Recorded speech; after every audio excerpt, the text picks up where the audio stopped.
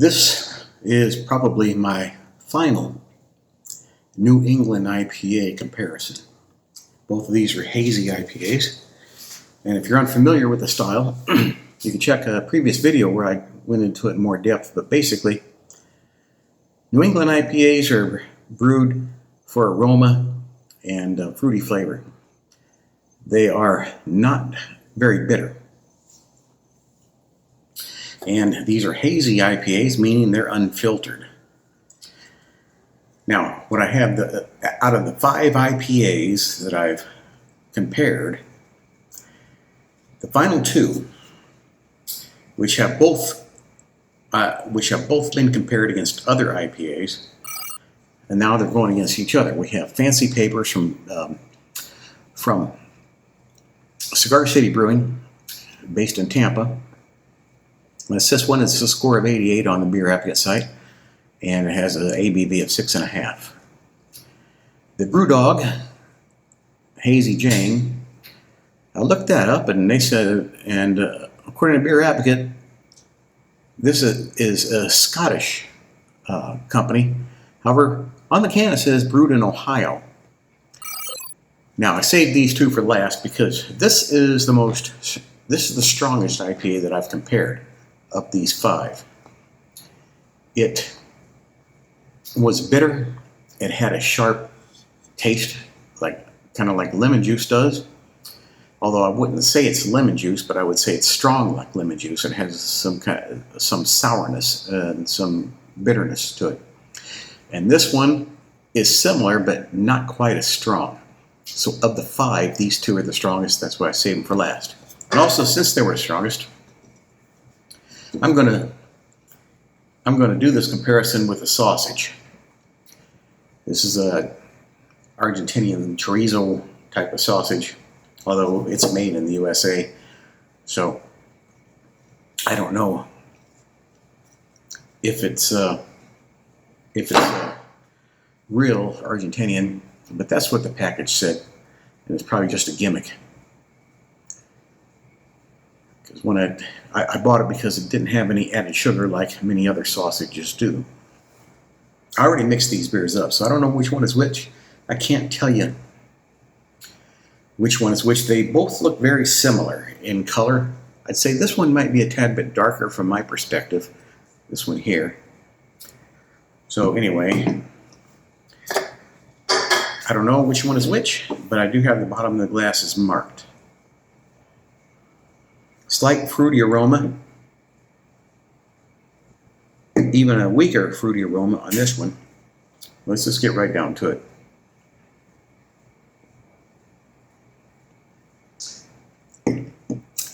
That's pretty good. That's smooth. Not a lot of bitterness. See, from my previous experience with either one of these beers, it was quite a bit stronger than the other beers to which I compared.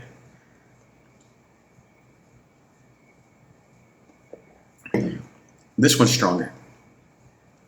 This one is probably the Hazy Jane because I think this one turned out to be the strongest one. And this is the second strongest one. So although this one tastes fruity and mild in comparison to this one, it's quite good.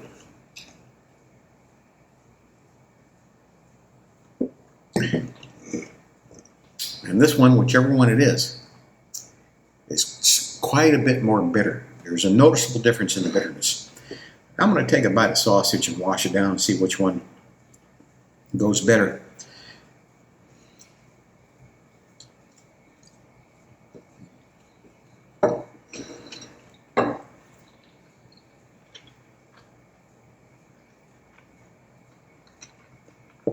This sausage has mustard and onions on it to make it sour.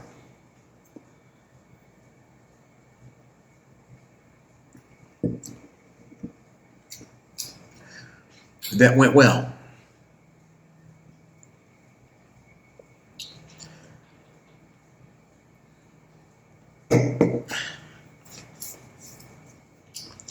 I'm getting some bitterness and sourness in there. Now I'm going to try the other one.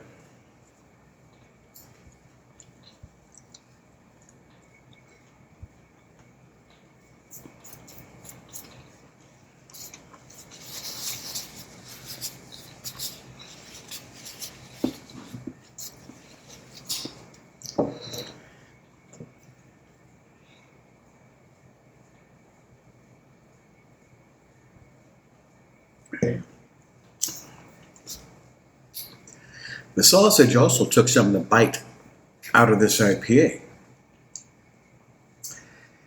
And it helped it as well. It helped the bitterness. So if you're out somewhere and you have a chance to get either of these IPAs, and you're going to get it with food, some meat, maybe something semi-spicy, maybe something a bit oniony or with some mustard on it, I'd say either one of these will work well with it. Maybe this one might work a little bit better because it's stronger. And once you take a bite and chase it with this, that bitterness isn't so pronounced as it is by itself or in comparison with another weaker IPA, New England style. So let me try this one more time.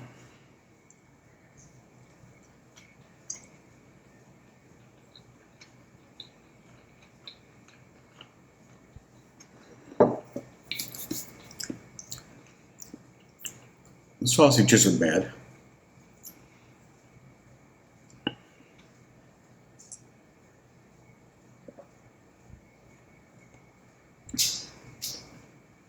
And that finishes it nicely.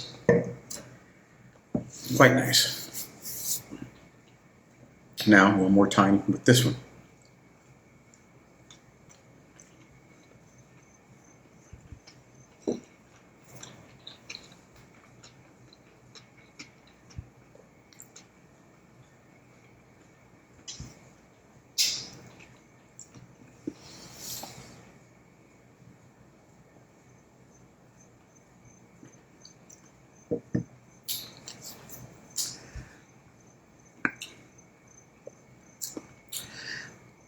I think I prefer this one, except with sausage, then I prefer this one.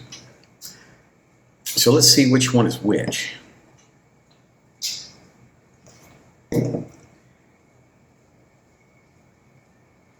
Yeah, okay. So I was wrong. The strong one is Fancy Papers. This one is stronger than Hazy Jane, which surprised me because in earlier comparisons I thought the Hazy Jane was the strongest as far as this bite goes, this bitterness, this intensity of flavor, this intense bitterness and sourness. Although I wouldn't really say it's sour like a lemon, but maybe tanginess. I'm not sure quite how to describe it. But I like the BrewDog better, just drinking on its own.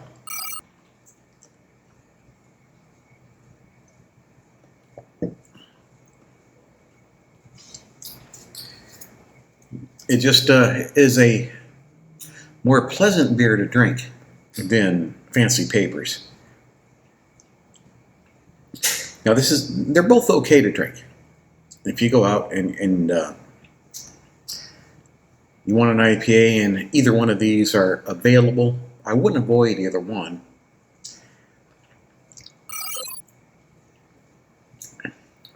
But you have to take into consideration that the Fancy Papers is going to be strong. It's going to be more prominent, and you might notice it. You might not even like it. You know, it's kind of an acquired taste, I think. So now let's do the usual mix-up. 50-50 approximately. So we'll add some more bitterness to one of them and dilute the other one. And let's see which one comes through the most.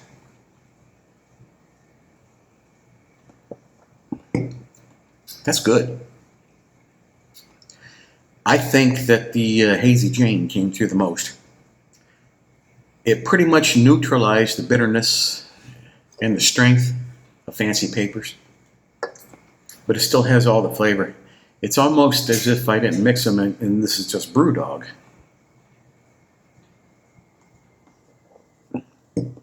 But it does have some bitterness. It's quite good. So let me chase it with a bite, or let me chase a bite with this.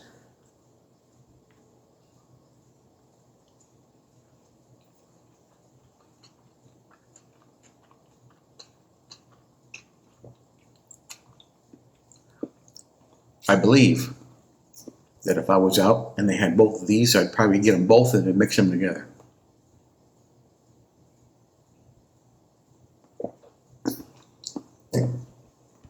That's good. But I think the extra bitterness, the extra strength of the Fancy Papers would go better with the sausage than this one, or even a mix of the two. So, side by side, just the beer. I'll give the win to the BrewDog Hazy Jane.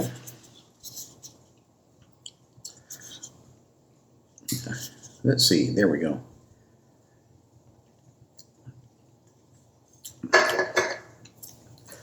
But with the sausage, I'll give the win to the Fancy Papers.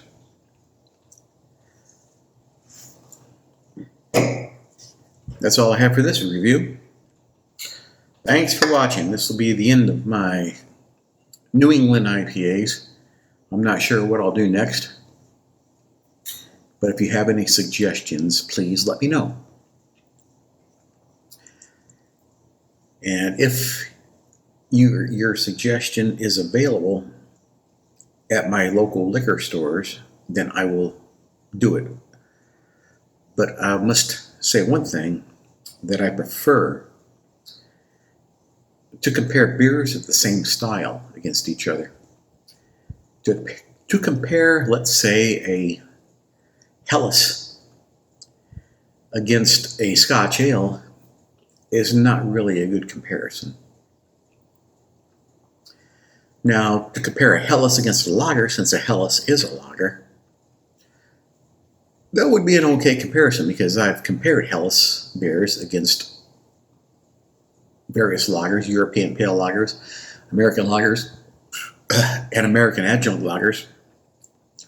I've compared Pilsners, German Pilsners, and craft Pilsners against different lager styles, because those are all classified as lagers. I mean, there is differences in the way that they're made. And I think that maybe if it's classified as a Helles, then it's just brewed in Bavaria. Even though you can go to many craft breweries and they might have a Helles listed, but is it really a Helles? I kind of think that regional brewing techniques make a difference. So if you were to buy a Czech lager and you was to buy a French lager like Kronenbourg 1664, they're going to be different. They might be brewed the same way, but they're using ingredients from the region where it's brewed, typically, especially in Europe. Now, in the U.S., of course, they have adjunct lagers. They don't have all the ingredients that they have in Europe, the barley, which they malt and use that to brew beer. In the U.S., it wasn't here naturally or natively, so they used substitutes to try to get the taste the same. But you can tell a difference in some cases. In most cases, I would say. But you have to do it side by side. Because if you pick up a Budweiser and you're thirsty, you drink it, say, yeah, this is pretty good. I can't tell you how many times in my youth, when I was out at a bar, thirsty, ready to drink some beer, and get me a long neck Budweiser. That was the shit, the long neck Budweiser. Thought, oh, this is good beer. But that was all I was drinking. I wasn't drinking that side by side with another beer. I didn't know what a good beer was. Had I tried that side by side with something such as Carlsberg or Grolsch or any Helles, I might have noticed a difference. But after years of drinking Budweiser in my youth, you become accustomed to what that taste is, and you drink it and you think, well, that's what beer should taste like. And then when you try something different, even though what you're trying is better, you think, this is not right. There's something different about this. So that's why a lot of these beer comparisons, it's the first time in some cases that I've had some of these beers. And I have the same issue that I described where this is new to me, it's foreign to me, I haven't acquired a taste for it. I don't know what this is supposed to taste like. Whether I might like it on its own, but when I set it up and compare it side by side with another beer, then that's when the differences come out. That's when you can tell whether the beer you're drinking is good or not.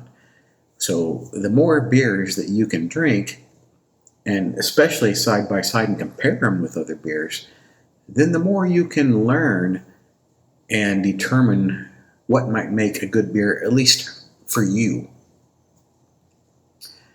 And for me,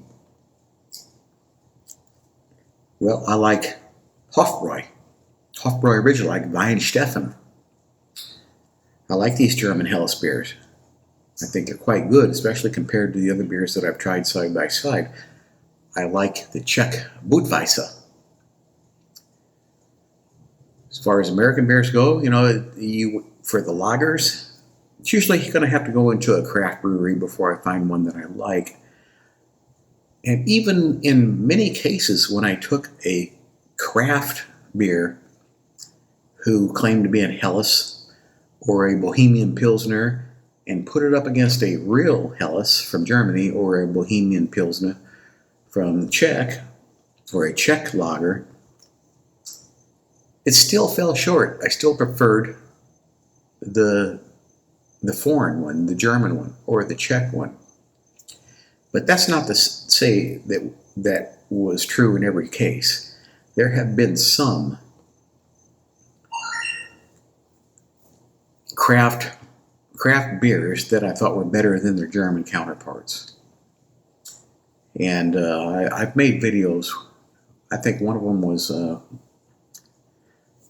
called a Super Lager, and I think it was a brewery in Georgia. It had a buffalo on the can or the bottle, but I thought that was it was very good.